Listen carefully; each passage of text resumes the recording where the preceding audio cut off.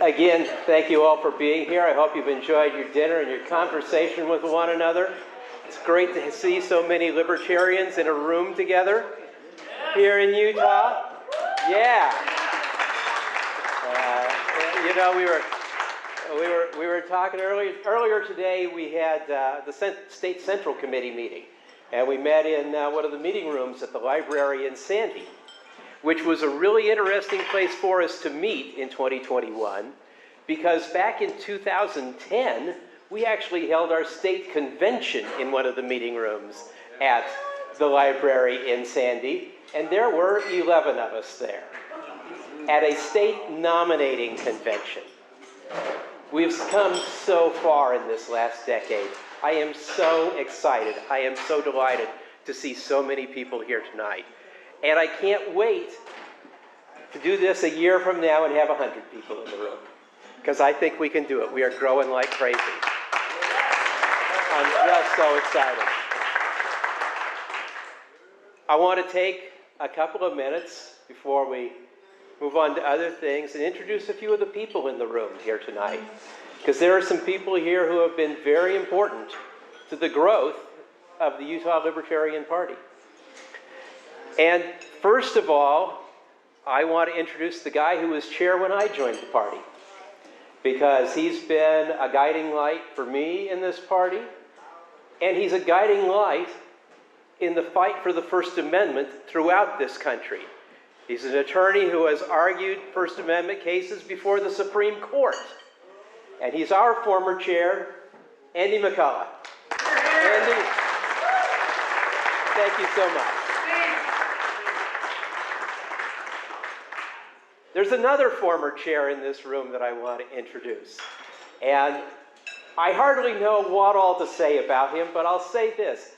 I have been told, and I can say this even without knowing everyone else here, that he is probably the most well-armed man in the party. In the country. Perhaps in the country. And that is the man who was the chair of this party back at, and I've been waiting all day to say this phrase, back at the turn of the century. Mr. Jim Dexter. Hey, Jim.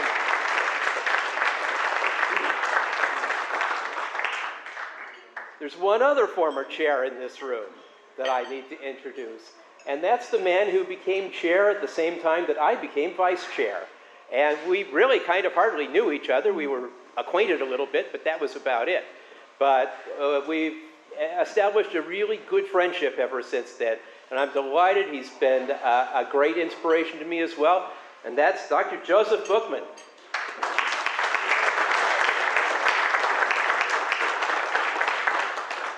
Now, there are some other people here that I want to recognize. I have three of our current county chairs here in the state of Utah. And first off, it's a great delight just to say that, because a year ago, we didn't have any organized county parties. We now have 4, and by the end of January, we will have a 5th organized county party as Iron County comes on. But I want to introduce 3 people who are here tonight. First of all, our chair of our Salt Lake County Party, Mr. Jason DeVries. Our chair from Davis County, Mr. Adam Feller. And, as of right now, our newest county chair, Mr. Jacob Johnson from Weber County. If you're in any of these counties, please get in touch with these guys, get involved. Our county parties are going to be really key next year when we've got elections going on all over the state. And it's going to be really important for all of us to get involved with our county affiliates and get behind and back our candidates. That's going to be a key thing. Now, somebody else I need to recognize, because he's also become a friend from the time that I've gotten to know him, and he was our candidate last year for governor, and that's Dr. Daniel Cottom, and he's been a great supporter of this party. Thank you, Dan. Thank you all. And I say, there's somebody else I need to recognize here. A couple more people, actually, but this one is kind of special to me. You know, there are 3 people in this room who probably have been candidates individually more often than anybody else in the room. One of them is Andy, one of them is me, and the other one over here is Brent Zimmerman, because he's been a real warrior for us up there in Davis County. Thank you, Brent. And finally, one other guy I really want to recognize tonight is another good friend and one of our most distinguished elected libertarians in this state. He was the first elected libertarian mayor in the history of Utah. He was also the first openly gay mayor in the history of Utah. And he was the mayor of Big Water. I love telling the story of the very first thing that he did when he became mayor of Big Water, Utah, which was to repeal his own salary. The most libertarian thing you could possibly do. Mr. Willie Starr Marshall. Mr. Utah Libertarian, that's Willie. Where is Big Water? Big Water is on US 89, right near the Arizona border, down near Lake Powell. Page. Near Page, yes. Just across the border from Page a little bit. Big Water, Willie repealed his salary. Willie started dismissing fines that he thought were trivial. He dismissed cannabis convictions as best he could. Decriminalized marijuana. We decriminalized marijuana. Told the sheriff's department to stop enforcing. And got all the streets paved without raising taxes. For not all the streets. We cut them by half. We cut them by half. All right. And then paved the roads. So anytime somebody tells you that we don't like roads, we like having roads paved. We really do like having roads paved. We just think it costs way too much, and somebody's pocketing a lot of money. And it's our money they're pocketing. All right. So, again, thanks to all of you for being here. I mean, I could probably keep on introducing people for another half hour, but we've got a lot of other stuff to do. And right now, I want to invite one of those people that I introduced earlier to come on up to the dais. Dr. Joe Buchman, as you know, has been key in preserving the David Nolan archive on behalf of the party, the archive which is now about to go off to the Library of Congress. David Nolan, the founder of the Libertarian Party back in 1971. But as part of that research, Joe has been spending a lot of time learning about Carl Bray. And if you don't know the name of Carl Bray, you should know the name of Carl Bray, because Carl was the very first chair of the Utah Libertarian Party way back in 1971. And we know now that as early as 1969, he was the head of the Utah Libertarian Alliance, before there was a Libertarian Party anywhere in the United States. And although we haven't quite found the guest list, we believe he was in David Nolan's living room the night that the party was founded. And there's a lot of evidence, it's just not quite conclusive enough to say definitively, but we're certain of it, that he was there. And we know that he and David Nolan were good friends. So the connection is there. You know, the National Party is having meetups like this in all the other states next week, because the 11th is technically the founding day of the party, December 11th, 1971. But I really felt we ought to be first, because we were first. Utah was first. So we deserve to be recognized. But I've asked Joe to take a few minutes and tell us a little bit about what he's learned about Carl Bray, our founder. He's been gone a long time, far too long. He left us far too young. But Joe, please come up and share some things about Carl. Thanks, Barry. Yeah, Barry's a guest in our home, so we were talking about this a little earlier. I'm going to move the mic up if I can remember how to do that. There we go. And so I went digging, and let's see if I can find it here. In the Utah Liberator, Volume 1, Number 4, November 1995, there was an article about the history of the Utah Party, and it said the Libertarian Party of the United States was organized, it was actually in Colorado Springs, on December 11th, 1971. Carl Bray, who founded the Libertarian Party of Utah, was present at the meeting. So I found that in one of our publications. Yeah, just not long ago, just earlier today. Carl used to wear a trifold hat, get on a horse, and go through Liberty Park, passing out Carl Bray dollars because they were going to be worth more than a Federal Reserve note because of the fraud of the Federal Reserve. And there was TV coverage of that. Of course, all that video seems to have been lost to history. And Jim Dexter and I know one of the great tragedies is if you go back and look at our 25th anniversary celebration program, there was an audio tape played of Carl at that 25th, 25 years ago, celebration, and it was lost in a fire and a flood, and the house burned down, and the person was murdered. I don't know. All sorts of hell broke loose with, what was her name, the former secretary? Epstein, yeah, exactly.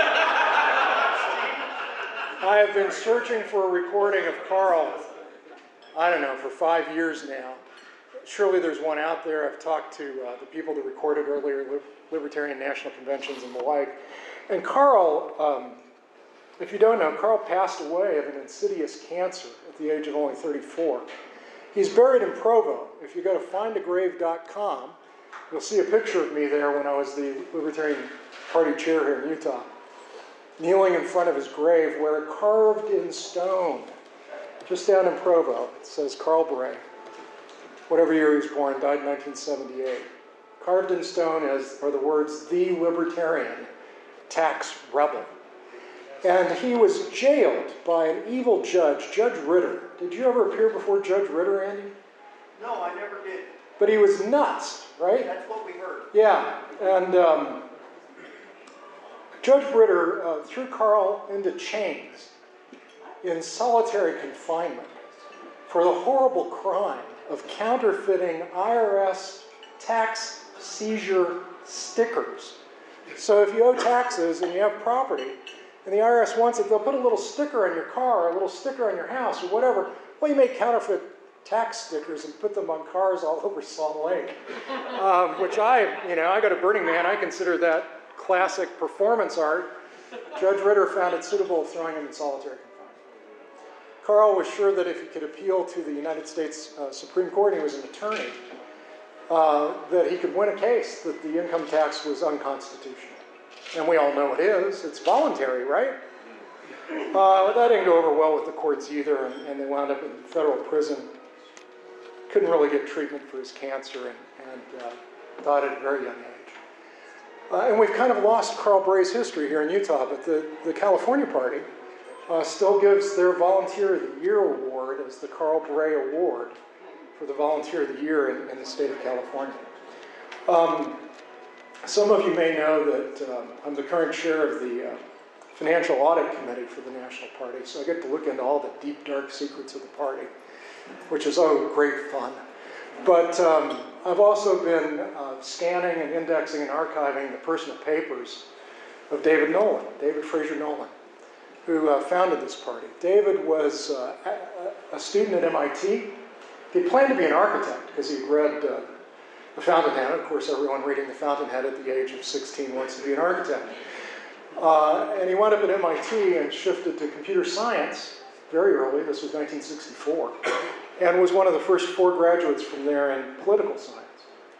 And David was active in the Young Republicans for Goldwater movement, and then the Young Republicans and Young Americans for Freedom movements at the time. And the word libertarian was very much around in the 1960s in those movements. The libertarians were those Republicans who were opposed to Nixon and the draft. They were the hippie kind of young Republicans. And there was a great convention where Dave ran for vice chair, and fortunately did not get elected, because if he had, he might not have decided to found this party. So there's 3 main dates around the founding of the party. July 16th, 1971, where they met in David's living room and said, well, I don't know if we can pull this off, a new political party. Let's meet again on August 27th. Does anybody remember August 27th, 1971? It was a Sunday night. Ben Woods. The president went on TV, probably a black and white TV, and President Nixon announced on that Sunday night the imposition of wage and price controls on the United States economy.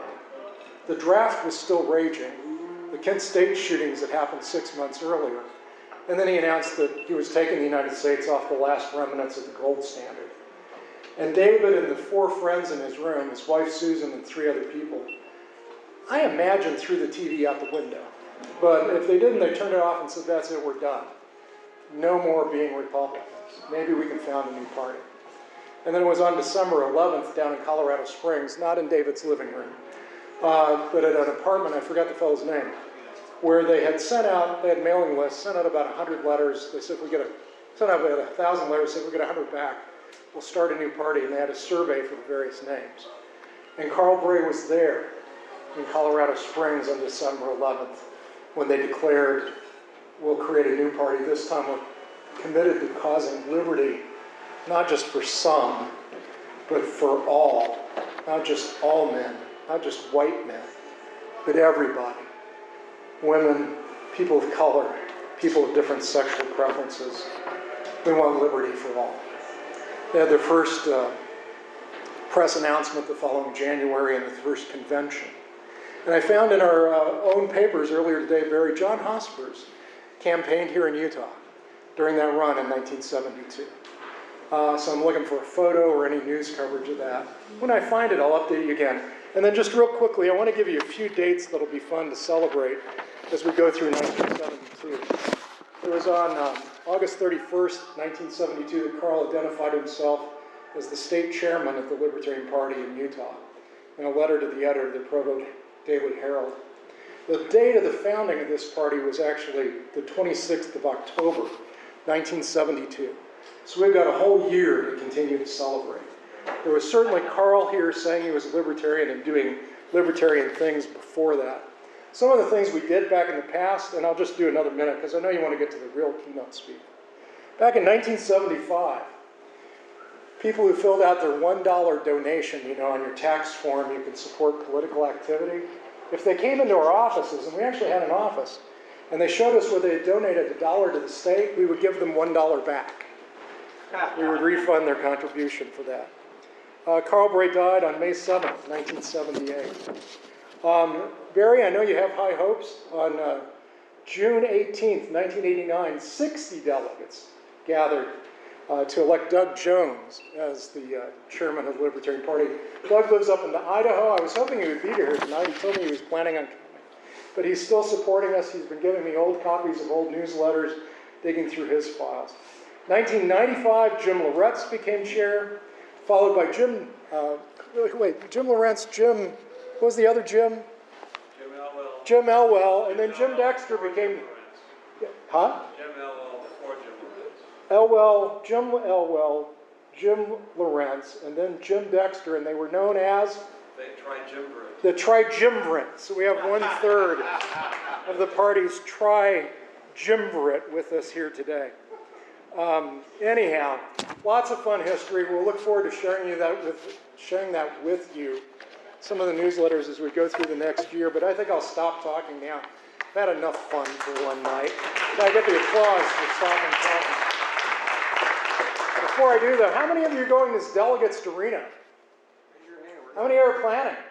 We'll get a bus, we're going to throw a party, we'll get over there. We got a van. Sweet. All right, and will you be there as well? So we'll have a grand reunion of this meeting in Reno at the convention. And Barry, do you want me to give it back to you or introduce our speaker? Actually, I think what we should do before that is everybody raise a glass to Carl Bray. Let's do that. I'll get mine. Thanks, Barry. Here's to Carl Bray, the founding chair of the Libertarian Party of Utah and a martyr to the cause of liberty at the hands of an evil, tyrannical federal government that fucking killed him. That's right. Cheers. Cheers. Cheers. Yep.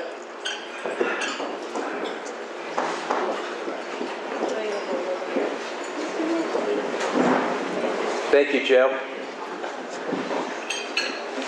One of the things that you might take a look at over on that table over there before you go, there's a printout of a page from 1974 of election results in the state of Utah that I was able, yes, Phil's waving it over there, that we were able to pull down off of the website where they have some of our historical data.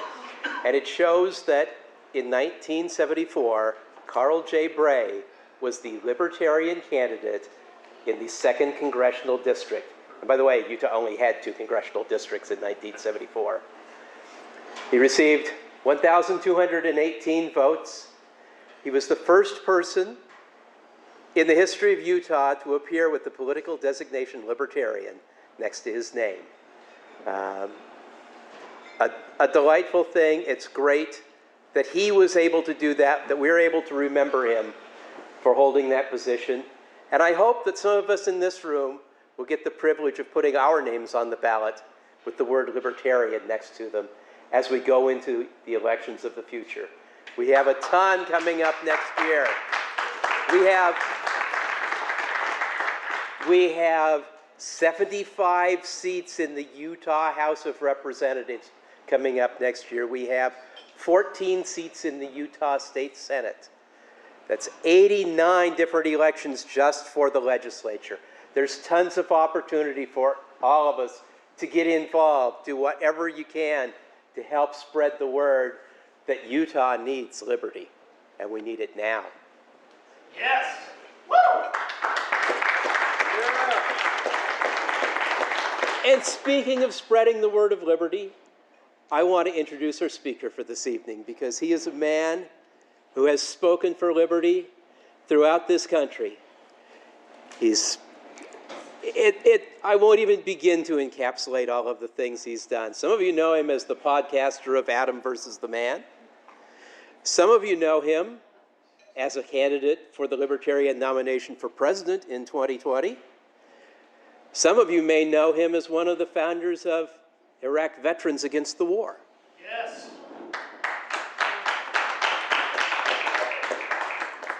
Some of you may know him for his arrest record, which is quite astounding and quite amusing at times, but probably not at the time that it happened. But it's my great pleasure to introduce to you our keynote speaker for the evening, Mr. Adam Kokesh. Thank you, Adam.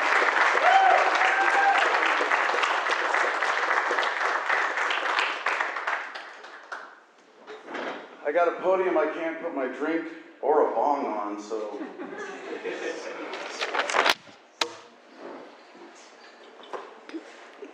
Can we do this without a microphone? Yeah? All right. Well, hello, Libertarian Party of Utah, first in the country. Yeah. Thank you to Barry, to all the officers of the state party, to Carl, to all of you for being here. And thank you to the Libertarian Party for making it 50 years. Yeah? Yeah! Wait, hold on. The official date is December 11th. We still got a week to go. Anything could happen. Anything could happen. We have one more group of people we should recognize. It's such a traditionally esteemed, formatted event for the Libertarian Party. Are there any other National Lifetime Party members here tonight? No? Yeah, I knew, yeah, at least, right? Joe. Really? Okay. Then I got to do my pitch.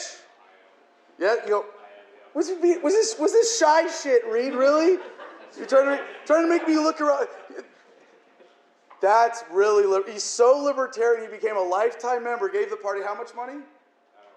He doesn't even remember. At least $1,000, right? And then forgot. So it's just money, right? I became a member of the Libertarian Party as a lifetime member in 2004 when I got, geez, this podium is on wheels. Is anybody, I'm gonna like, by the end of the talk,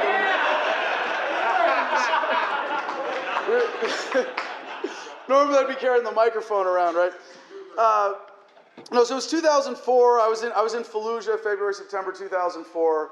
And when I got back, it was the first time I could afford it. It was $1,000 to get a lifetime membership in the Libertarian Party. Barry, do you at least know what it costs today? I believe it's now $1,500. There's inflation for you, right? So get yours today before it goes up anymore under Biden's new inflation plan. No, the best part about being a lifetime member of the Libertarian Party, and I know Reed knows this because he forgot, is that they stop bugging you for money. That's not true at all. Don't worry. They'll keep bugging you for money. So I was very particularly honored, not just by Barry and the Libertarian Party of Utah for choosing me to speak for this occasion, but to have this opportunity to speak to the event of the 50th anniversary and what that means. But and I'm going to come back to that, but the actual title of my presentation tonight is Be a Pirate. Oh, I'm sorry, did I screw it up already? The title of my talk tonight is Be a Fucking Pirate. Arrgh! Yeah, that's better. I didn't even have to, y'all did it for me. That was, you can call in response and say pirate and get libertarians to say R. I didn't plan that. You guys just like beat me to it. Did you not catch how powerful that was? Does that not speak to, okay, so they want you to think that a pirate is someone who robs ships, right? That's a simple definition. Operate without a license. We're going to get to that too, sir. How do you think I got this ticket on my way here? Yeah, okay. I didn't set that up either. You think he's a plant for being that on point, right? No. They want you to think that that's what a pirate is. Look at me. I'm the captain now, right? No.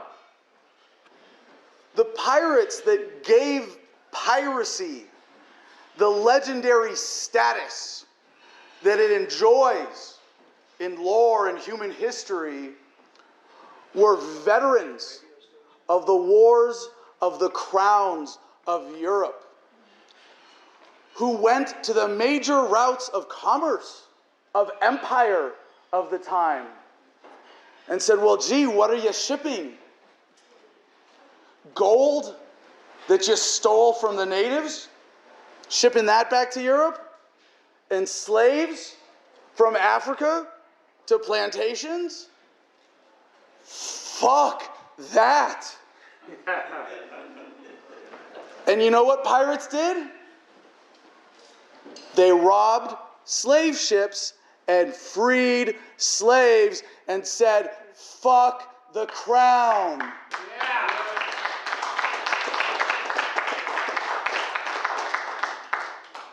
How many of y'all want to free slaves and say, fuck the crown? Yeah. Yeah? Yeah?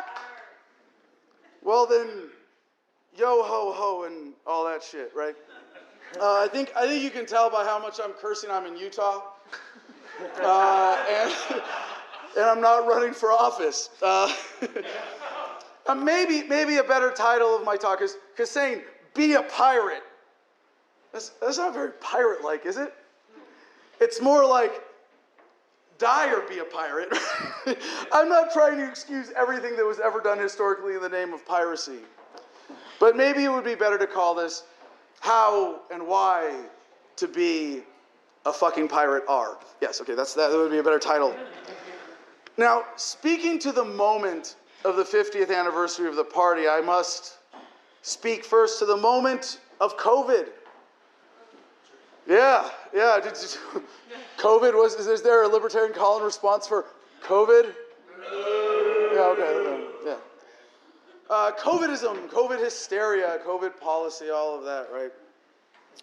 I could tell you more COVID jokes, but there's a 99.9% chance you won't get any of them. God damn. Yeah, I got some knee slaps on that one. I heard that. That joke's about as old as 2 weeks to flatten the curve, isn't it?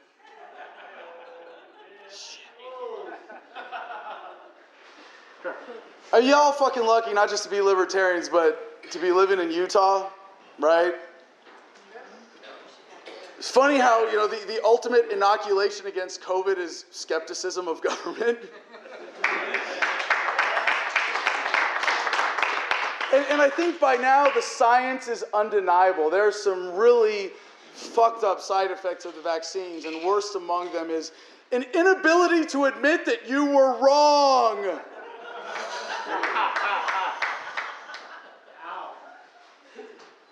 how are we still doing this as a country, as a species? How are we still stuck in this hysteria, this fear? And I think back to 2 weeks to flatten the curve. Like, how do we still fall for this shit? You know, I got to be honest, like, I fell for it a little bit myself, right? I actually thought that, I mean, we were on the campaign trail. You know, we were talking about coming here and doing events and interviews and stuff, and had to do a little tour, wrapping things up as we went back to my homestead in the Arizona mountains. And the one thing that I've been really wrong about in looking at this whole phenomena is how long it would last. I really underestimated how deep the psychological impact of that first shutdown was. 2 weeks to flatten the curve. So much was lost during that time for humanity, for freedom, for the party. I mean, I'm kind of glad I did not win our nomination in 2020. Holy shit. Spike and Joe are not solely responsible for those numbers. It was going to be a bad year for the party. And we've come out of it stronger. I mean, y'all know here in Utah, right? You've raised more money in 21 than you did in 20 already, right? To your officer corps. To your candidates. So, what we see highlighted by COVID, by this historical event, is really the depth of what we are up against psychologically. How many of you have tried to talk to friends and family who have bought into the COVID hysteria and had absolute irrational nonsense bullshit, appeals to authority, false logic, denial thrown back at you? Has anybody gotten anything other than that? The rest of you are like, no, we don't even try, right?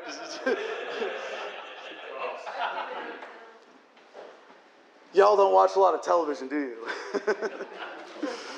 So he tends to set libertarians apart from the rest of the population. But if you watch TV and you're bought into that and you believe everything that you see, or at least enough that you can be fooled to think that, well, no, I peeled back one curtain. It's like, no, you got to get to the core of this thing. And what this reveals, again, the depth of what we are up against. Look at the psychological impact of that 2-week period. Because it wasn't just, hey, we've got this new unknown virus, everybody be afraid. Because like I fell for that too. Until I saw, and I was like, well, no, if it's being used to push this, like I'm going to be skeptical automatically. But just rational observation tells you after a while. So why didn't everybody else come out of that? Why did everybody else stay in that state of fear and submission? There's a part of the human psyche that wants that. COVID was the perfect excuse for so many people to get away with shit that they never could get away with before. Right? You want to stay home? You want to not go to school?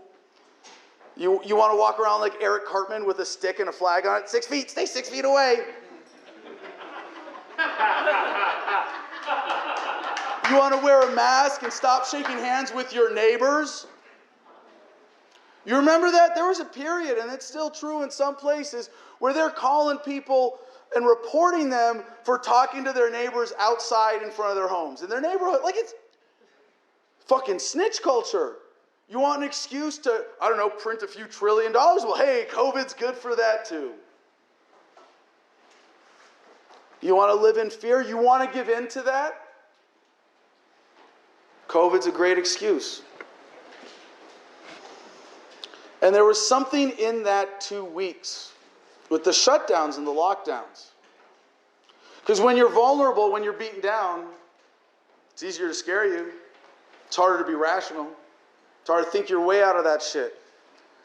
It's harder to have confidence in thinking for yourself. And so many Americans and people around the world took a turn to complacency, to evil, to giving up that life force that is animating, that is freedom, that individual will to say, oh, I will submit.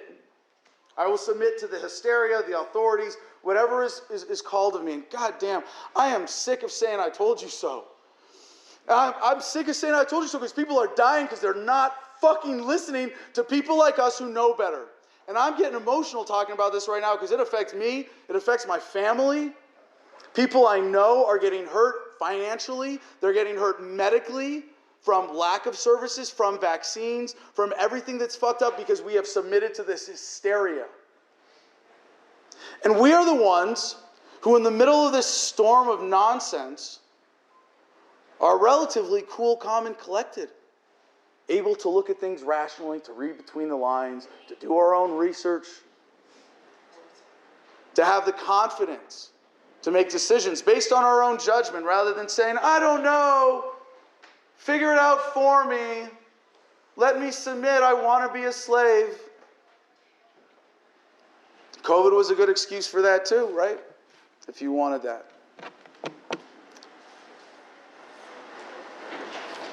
And in this time, it's like the mass of humanity is stuck in this fear mode, this beaten down, psychologically weakened state where they are so easily manipulated.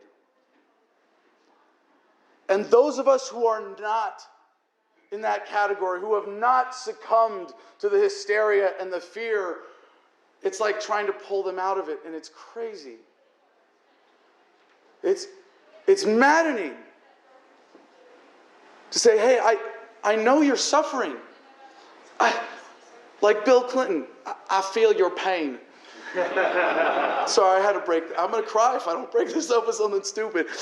Because I feel your pain. You guys are suffering and you're stressed and you're hurting and it sucks. And I have an answer. And you don't want to hear it. You want to keep suffering. And people are still going to die. We have not seen the end of this.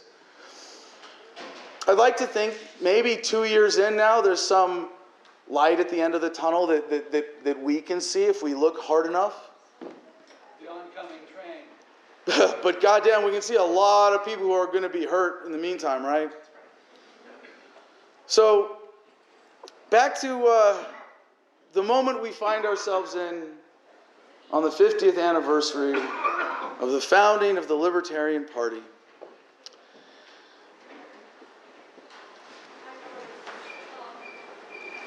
There's kind of an elephant in the room for the history of the party that is an undeniable, shitty fact that most libertarians, as hard-nosed rationalists as we try to be or pretend to be, try to ignore. And it's the fact that, 50 years. I'm not even going to get into the history and get sentimental.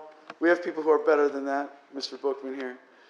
We have a great appreciation for the history of the party. And I can say, having been a lifetime member since 2004, I finally feel like I'm a part of that. And I've got some historical perspective. But I'm not going to wax poetic or sentimental about any of that. I'm just going to point out the fact that, more or less, we stalled. And I know in Utah, you got Mayor Willie Marshall with everything that he's doing. You've got the tax initiatives at the state level. You've got cannabis decrim happening in various ways. You've got ranked choice voting at the city level. Amazing progress here. And a lot of states will tell you the same thing. It feels good. I'm making progress. But can you really honestly step back at the bigger picture and say yet that we've broken out of this? No. We have stalled. As a movement, as a party. There's nothing wrong with that. We can debate it. To what extent is that true? I don't really fucking care. It's an undeniable observation. right? So let's look at that honestly and assess and say, what does that mean for us as a party? To admit that we have been turned in some small way into controlled opposition.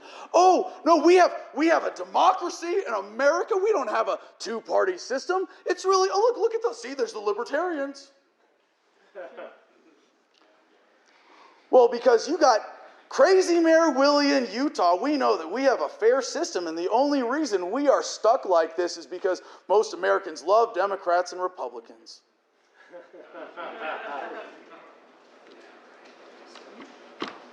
Really?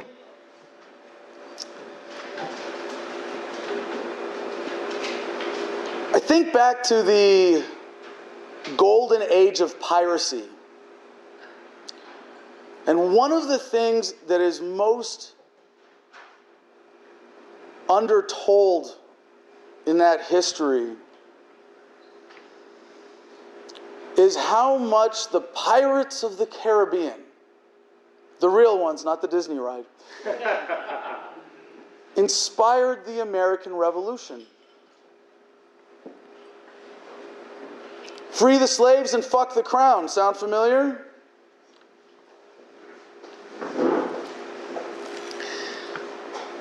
So I think to where we are now, in contrast to that, because did we really overthrow, did the American Revolution really overthrow the powers that be? Now, this is this fun topic of debate among libertarian academic nerds, right? How much of the powers that be pre-American Revolution simply carried on in the New World as the new banking powers, the new war powers, the same families and dynasties who ruled the old world, made it through the revolution, all the way through to where we are today as slaves of another fiat currency system, right?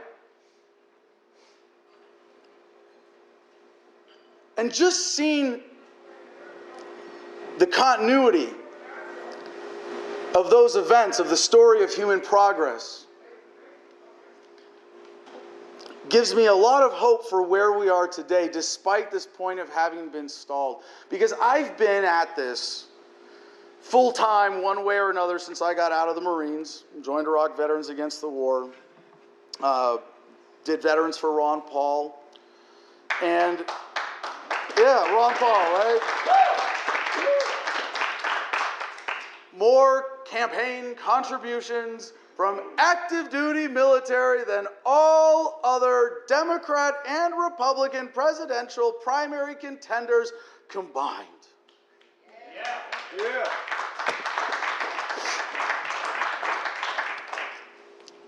Veterans saying, fuck the crown.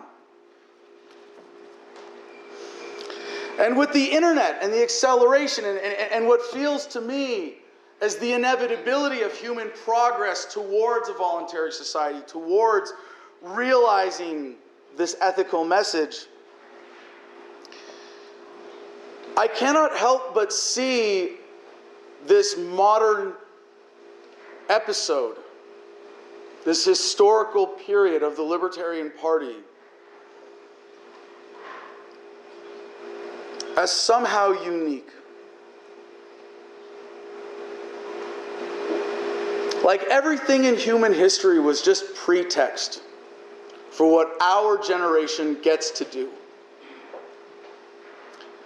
Because it may be that this is the final battle between the pirates and the crown, where the pirates finally win. Yeah. Woo!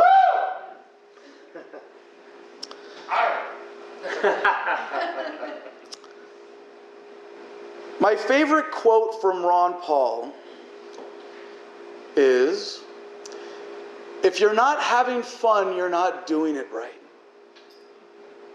I'm sure he wasn't the first to say it, but I like attributing it to him anyway.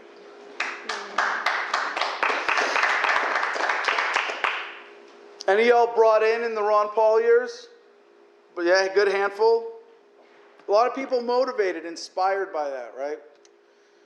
So what to do? What to do, what to do, what to do? How to break out of this point of being controlled opposition. And I don't know. I'm not going to stand up here and pretend to have all the answers or be able to tell you what to do. I wish I did. Isn't that why you invited me here, Barry? I'm supposed to lay out the plan, and here's my PowerPoint of how the Libertarian Party is going to win in 22 and 24, and then we're going to fundraise, and then we're going to here and Frontier Project. No.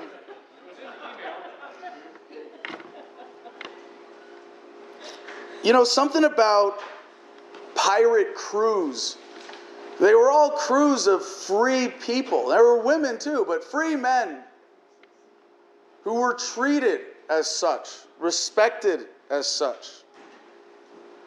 I think that's true about the spirit of the LP, right? Everybody's here. Wait, hold on a second. I say we're all here as volunteers, voluntarily. I forgot a little housekeeping at the beginning. Would any undercover agents please raise your hands? No? All right. Never works. It's going to one of these days. You know, and that makes me think too about what we're up against. How many of you have heard of COINTELPRO? Anybody? That is very, very disappointing. Barry's nodding his head. Every libertarian should know what COINTELPRO is, right? If you don't know, COINTELPRO, portmanteau, counterintelligence program, which makes sense because it was an FBI program, so they're against intelligence. But the counterintelligence program was the FBI program in the 60s and 70s to render ineffective the anti-war and black power movements. The assassinations by cop, a lot of that during that time. You may have seen the recent movie Judas and the Black Messiah about Fred Hampton being assassinated in a COINTELPRO operation. And remember, I wasn't going to talk about this, Barry, but we got 4 hands. 4 hands in the room for how many people who are serious enough about the LP to be here. The only reason today we know about COINTELPRO is because in the 70s, a group of activists broke into an FBI field office, stole the documents, mimeographed them, that used to be a thing, mimeographed them, sent them to Congress and newspapers, and at first got ignored. And they persisted until it came down to congressional hearings. And they had congressional hearings, and they brought the FBI agents responsible out there and called them on the carpet. And the FBI said, "Oh, my bad, you caught us. We'll never do it again." Really? Now, I know about this primarily from my work, originally with Iraq Veterans Against the War, because Vietnam Veterans Against the War was very directly targeted by COINTELPRO. There was even a meeting in New Orleans at the end of the relevancy of Vietnam Veterans Against the War where 6 members showed up. 2 FBI, 2 DEA, 1 CIA, and 1 local cop. Not a single organic member was there at that meeting. I might be getting the agencies mixed up. All those alphabet soup motherfuckers, just whatever. So what to do? Well, if you're not having fun, you're not doing it right. Y'all said you wanted to be pirates, right? So that gets us to the how and why, but first a little humility in my personal story. Ernie Hancock, Freedom's Phoenix, one of the great Arizona activists, a lot of y'all know, who've been in the party for a while at least, introduced me to a TV series called Black Sails. And yeah, some of y'all seen that? Veterans, military veterans. James McGraw, Captain Flint. Yeah, saying, you know what? The Crown doesn't give a damn about me. Why should I give a damn about the Crown? So, Ernie's project, Pirates Without Borders, was a wonderful way of him laying out the lifestyle and the skill set that he thought went along with that. When you declare yourself a pirate, what does that mean? You know, I got to tell a little story about myself getting here. Like any good pirate, I drive without a driver's license or registration or a plate on my truck.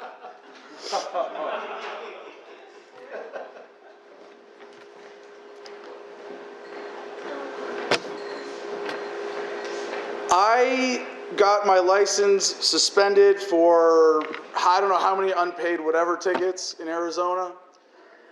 And when I got pulled over the last time before this, cop took my license and said, "This is suspended so many different ways, I can't let you take this." And so he confiscated the card. And that was about a year ago. And since then, I've been driving without a license, assuming my license is suspended or whatever. And when I bought the truck that I have now, that I love, my pirate vessel, I never talked to the state. Why? I need permission for that? So, Barry mentioned my arrest record in my introduction. And, you know, I think about people like Carl Bray and, you know, not having access to medical treatment in jail. That's fucking murder. Same as they did to John McAfee. By the way, if you think I'm a pirate,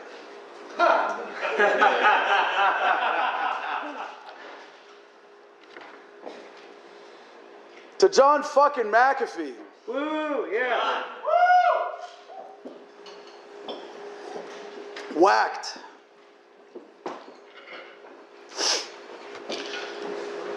A lot of people look at my arrest record and they go, "Man, you're brave." I'm not. Not in any kind of special way. But what makes me special, and I love sharing this with people who are going to absorb it and actually do something with it. What makes me appear brave is just confidence in calculated risk. And when it comes to civil disobedience, most people see, "I might get arrested, risk, and they can't even quantify it. When I got back from Iraq and joined Iraq Veterans Against the War, we were doing, you know, protest civil disobedience. It was like, there motherfucker's still dying in the sand over there. Yeah, I'll get arrested, sure. Like I just got back from combat. You think I'm gonna be afraid of some DC Capitol Police cops? Fuck no. And maybe it was that experience, but anybody can figure this out. Because like Ron Paul said, you don't have to go to Iraq to read the Constitution. Now, if you're dealing with cancer, maybe going to jail is a big deal. But for most of us, pretty acceptable risk, really, in the light of everything else that we're facing. And even people I've lived with have been afraid to ride with me in my pirate vessel, my 2001 F-150. Because it doesn't have a fucking license plate on it. Permission from the state to travel the king's roads.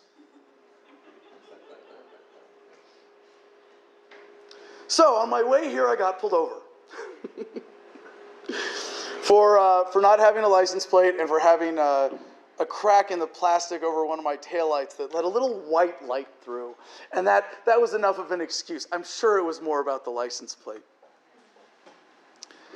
And I travel with my two dogs. They're puppies, about 7 months old. One beautiful, they're pit rot Shar-Pei mixes. One is a brindle, one is a chocolate brindle. They're just gorgeous. And their names are Thelma and Louise. So, of course, on this traffic stop yesterday evening, I had to introduce them to the cop. Don't worry, they're not going to steal your gun and lock you in the trunk of your car, but you're right, you shouldn't let them drive. Not a lot of old movie fans here, I see. Okay. Somebody seen the movie, Thelma and Louise? All right. So, I tell them, you know, like, hey, I don't have a license. You're right, there's no plate. This vehicle's not registered. And I didn't even get the chance to answer the question why. Because if he had said, well, why? Because I don't need your fucking permission to do what I'm doing. But no, he said, all right, well, I'm just going to, verify the VIN and the vehicle is owned in your name and we'll see what happens. He didn't even, every time I've gotten pulled over in the last few years, every cop tries to berate me. You know you have 3 different warrants out for your arrest that are not extraditable, but I'm going to hold it over your head even though I can't do anything about it. I don't think cops are looking to be assholes anymore. In fact, the George Floyd verdict, the Chauvin verdict, is what took that awareness of, yeah, there are cameras everywhere. My life could be over. My career could be done at any minute, to be implanted in cops' minds. And now they really, oh gosh, the pressure of the public keeping us from being assholes versus the pressure of our employers making us enforce the will of politicians on people. It's a little more balanced out now in a lot of places. Maybe here in Utah, right? Let's celebrate the lessening and the severity of the police state. That's a beautiful product of technology and our activism. Yes. The LP deserves a lot more credit for that than we take.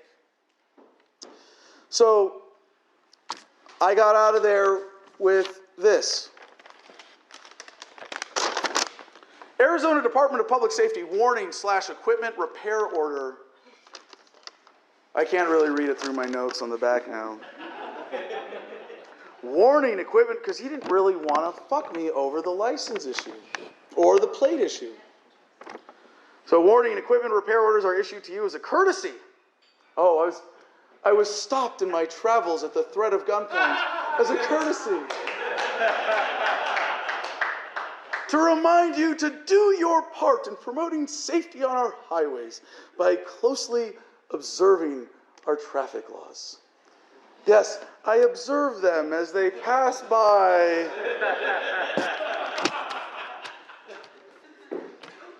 The funniest part about this, during this traffic stop, he ran my name and birthday. Because I'm not going to try to hide my identity, from an officer of the law. I'm a representative of the crown, excuse me. And he told me my license had been reinstated. Yeah, as a courtesy.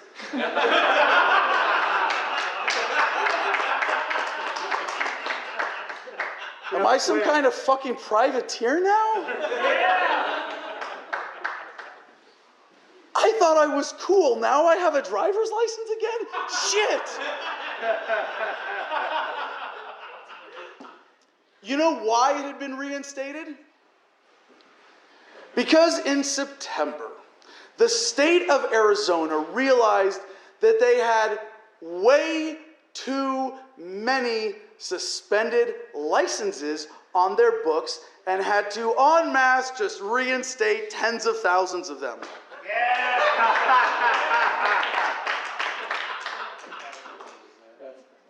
I'm sorry. The pirates are winning. Rebellion pays more than obedience.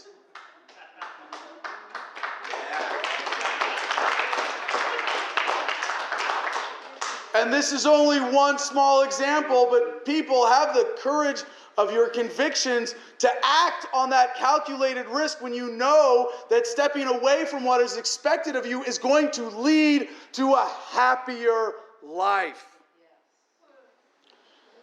All right, so to bring it back to a little cliche, you guys don't know COINTELPRO, you don't know Thelma and Louise. How about Disney's Pirates of the Caribbean? Can I quote Captain Jack Sparrow?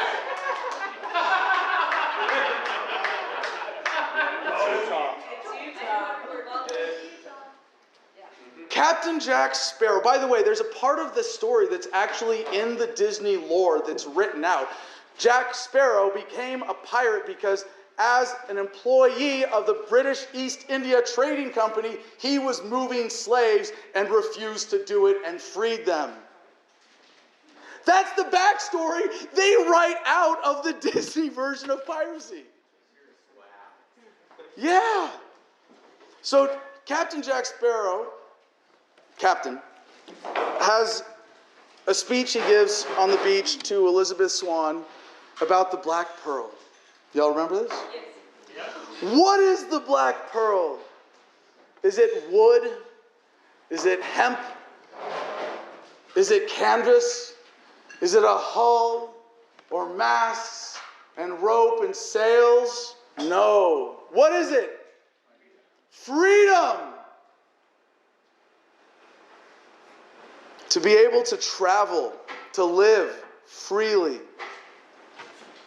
without any authority over you.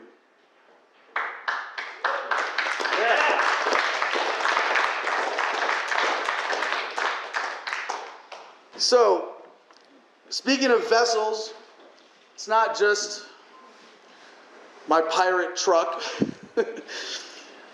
You take this analogy, perhaps, this ethos of classical piracy into the modern age. I think my most effective vessel is my homestead, Gardenia. Yes. The constitutional proprietarian monarchy of the Garden of Freedom in perpetuity, titles, whatever. Yeah, the most libertarian form of government is actually a constitutional proprietarian monarchy where you own land and say, fuck y'all, I'm king and these are the rules here. By the way, when I bought my land, I didn't connect to any existing roads.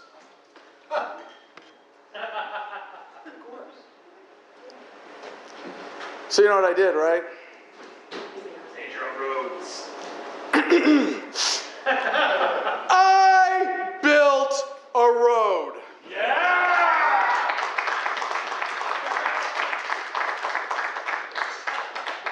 It's a 1/4 mile scratch in the dirt, so don't get too excited, but it is called Ma Road. We even have a street sign that says Ma Road. So, homesteading as a vessel for piracy. To free slaves and say, fuck the crown. What better way? And a big part of this is the lifestyle, right? There's the obvious one. Stop fucking working for government. And you know what? If you're the average tax-paying American, you're working for government. How much? Y'all know this, right? 2 months. 5 months. It's about half the year. Yeah, you can debate how inclusive to be, but if you add up all the fees, fines, hidden taxes that the average tax-paying working American pays, you're working for government half the fucking year. Stop! Stop! As people in this room, is it not?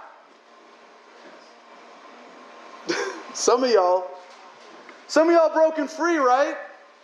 Some entrepreneurs, some homesteaders, some covert pirates who don't have like a cool belt buckle and goofy outfit like me, right? It's okay. Your consumption. You know, and this is something, by the way, I've been working on this a lot lately for myself in terms of lifestyle. You know, there's only so much you can really avoid contributing to the system without being a monk on a mountaintop. It's always a compromise. But every dollar that we can keep out of the hands of the state is one less dollar that can be used against us. So fucking stop.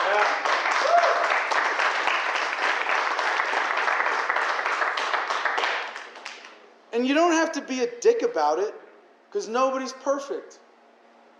But be an example. And be happier as a result. And show people the way to that. Health is a big part of it. Human beings are not designed to be food processing units. We are not designed to be consumers. And I know a lot of people here, this is really personal, right? How many people here would say their health is not where they want it to be? Come on, be honest. It's almost everybody, isn't it? How many people, their health is not where... I'm sorry, I wasn't planning this. I didn't ask it perfectly. How many of you wish you could be healthier? Is that everybody, pretty much? Why are you not as healthy as you could be? Monsanto, good answer. Do they force feed you Monsanto products, sir, here in Utah?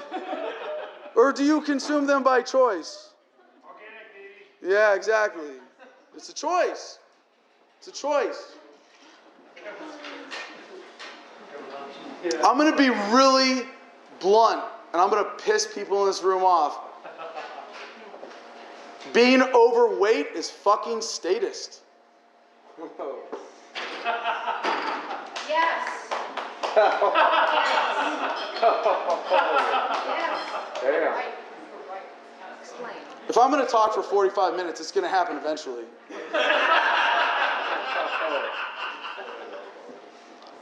You didn't invite me here to not piss anybody off, did you? I would have been very naive to have expected that. But I'm not going to stand up here and say, "Oh, look, I'm healthy because I choose to be, and that's a product of my being libertarian," without calling out the averse of that and saying, like, "No, really?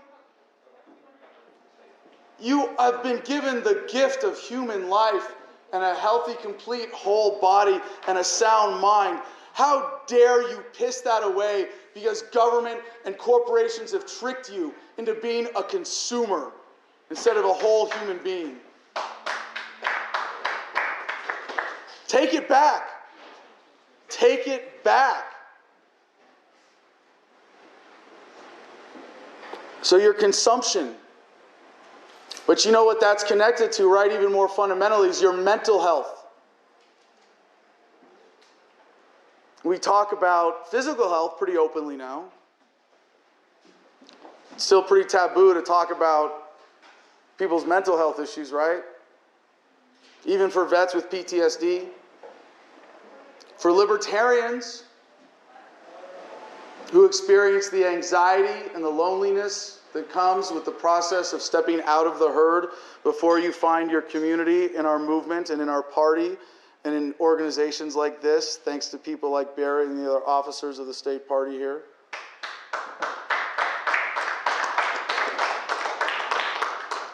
We are all healing from statism.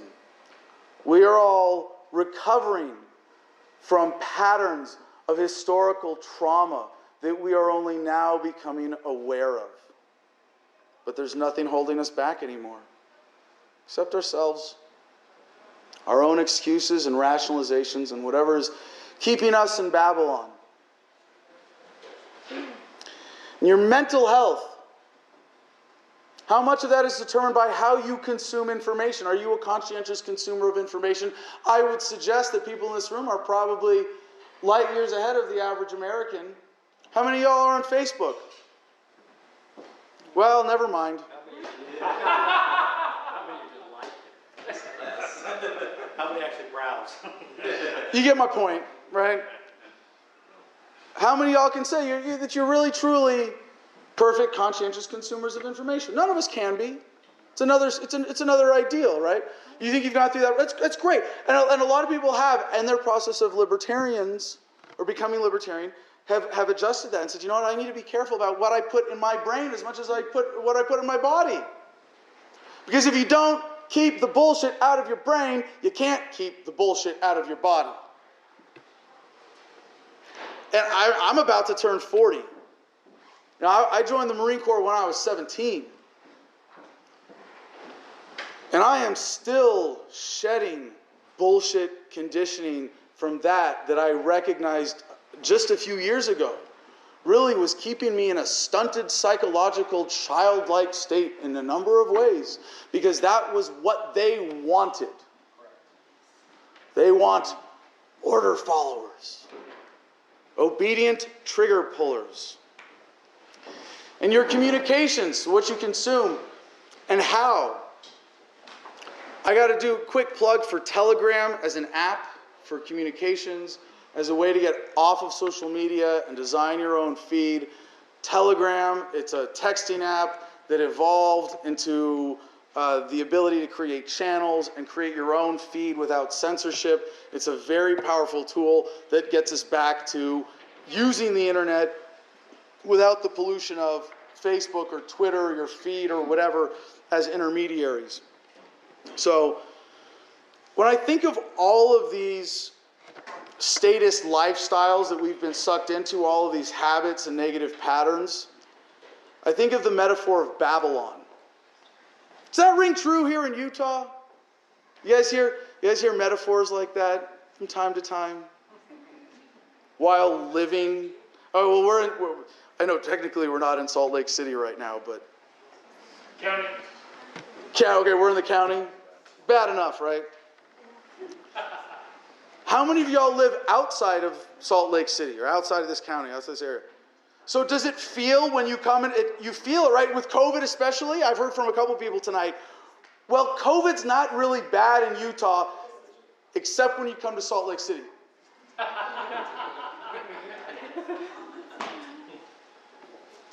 Oh, so living in cities causes COVID. Okay, gotcha. But this metaphor of Babylon, right? You know, and I think, how do we save people?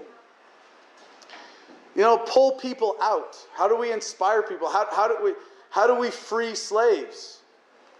Especially when they want to be slaves. Like, this is what we're really up against. That there's a place in the human brain. There's in the flow chart of decision making, where you decide to either be free and independent and loving and courageous and a fully self-actualized human being, or to be an obedient slave. You choose piracy or the crown. And it's not you're either with us or against us. Like Howard Zinn said, you can't stay neutral on a moving train, right? To not oppose the crown, the evil empires of the world, is to submit. And you must declare, if you want to be free, if you want to live that better life, to declare yourself on the other side of that. To say that you are going to free slaves, starting with yourself, to fuck the crown. So one of my other vessels is a nonprofit I started recently called HOMEFRONT BATTLE BUDDIES. And before I say that, are there any other veterans in the room, like military? Don't worry, I'm not going to make you stand up and blow smoke up your ass or sing the national anthem or anything. This is a libertarian event after all, right? Okay. Normally there's a good chunk at libertarian events because something about being that tip of the spear for government repels you from that evil and you recognize it. One of the things that I have realized is the critical difference between warriors and soldiers.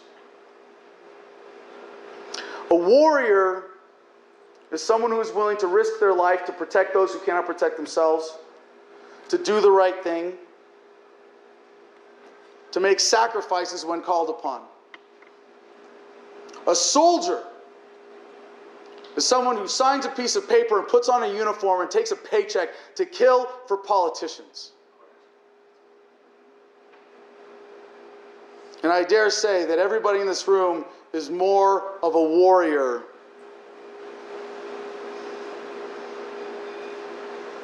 than anyone in the U.S. military today. And what you do, what we do as a Libertarian Party, is that critical distinction between being a warrior and a soldier. And so I think about the warrior class, and people that actively want to engage in that, to serve humanity that way. Because I joined the Marine Corps, well, Full Metal Jacket, right? I wanted to be the first kid on my block with a confirmed kill. No, I want to have my life on the line. Do people in Utah not watch movies? God damn.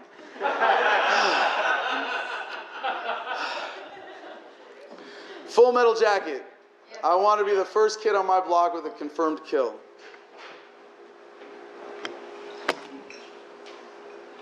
Whatever noble warrior spirit in me was perverted to the point where I volunteered to go to Iraq because I didn't want to miss the party.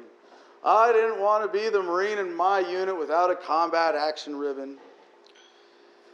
And so now I have created another vessel for myself called HOMEFRONT BATTLE BUDDIES. And, oh wait, I got postcards and stickers. We're real. All right.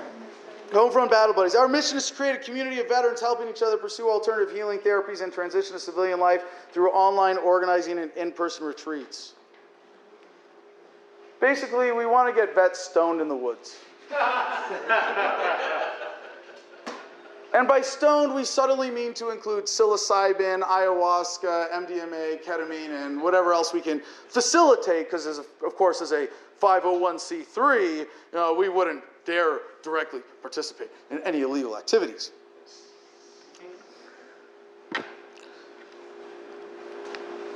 There's so many veterans right now in this country who are waiting to be called back into action. And I think right now, more than ever, the country, the world, needs its warriors to say, fuck the crown.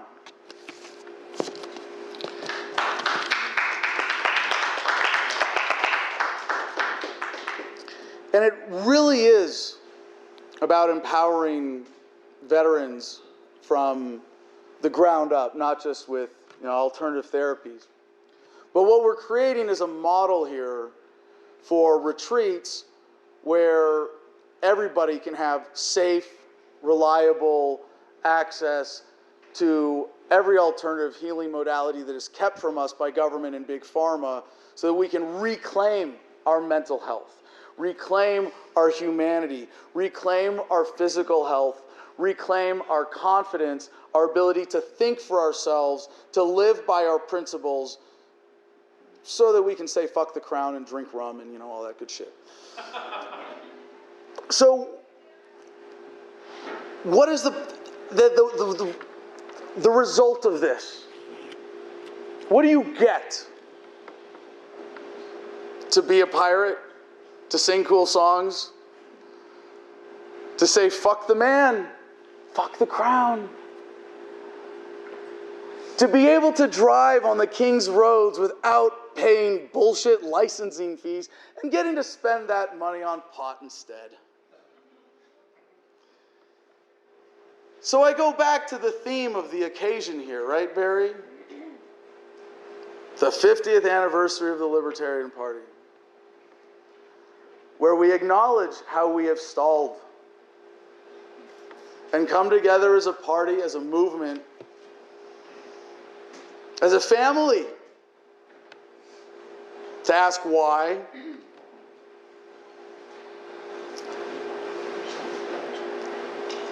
And honestly,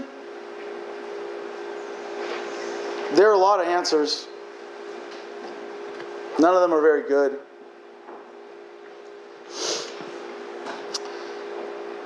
But if you get to be a pirate, at least you get to live an inspiring life. You get to dance, to love, to sing, to drink, to be merry, but ultimately, why? Why be a pirate? Why take the risk? You see pirates get hung every day on the news, don't you? Either a Carl Brady, or a John McAfee, or a Johnny Hurley. It's too many names. How many of our brethren have met the noose historically by standing up to the state? But now, the risk that we face is lower than ever, and there are more of us than ever before. None of this matters. None of this matters. Because it comes down to that fundamental psychological choice between obedience and subservience and slavery versus freedom and love and humanity. And everybody in this room has already made that choice.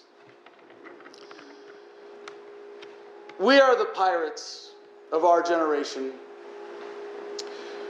We are the warriors the world so desperately needs today. And we are the libertarians. Thank you very much.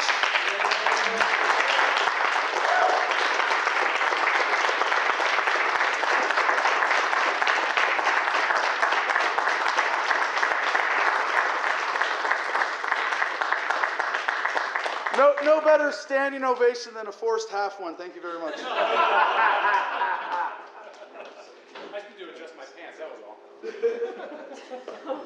Barry, you should raise a toast. Should we raise a toast? Would you like to propose a toast? Yes. All right. Yes. In honor of Adam and his speech. In honor of Adam. Hear, hear. Here's the pirates. Here's to pirate. Har! Thank you, Adam. Thank you, Adam. It's important to celebrate. It's also important to be challenged. It's important to challenge ourselves. You know, I know a lot about my family history. I haven't found any pirates yet, in the traditional sense. But I was thinking as you were talking about two of people in my family who did something perhaps comparable. My great-great-great-great-grandfather, Thomas Leland Jr., took part in probably the most important day in American history, April 19th, 1775, at Lexington, where he heard the shot heard round the world. I often think, could I have been there and stood as he did? He was 19 years old. And he stood there and put his life on the line to say, fuck the crown. The other one, and Adam, I think I mentioned this when you spoke down at UVU a few years back. One of my cousins started the Civil War. You've probably heard of him. His name was John Brown, a leading abolitionist who said, free the slaves. And he finally said, we're going to free these slaves, and I don't care what the cost is to me. I don't care what the cost is to my family. We have to free the slaves. And the die of the Civil War was cast when the United States government hanged John Brown in 1859. And it was set then. There was going to be a war. A year later, in no small part because of John's death, we elected a president who wasn't from either of the major parties of that time. He was from what was a third upstart party then, the Republican Party. His name was Abraham Lincoln. And when he was elected, the war began. You know, you're right, Adam. We need to free the slaves. We have to free the slaves. And it's our job all together.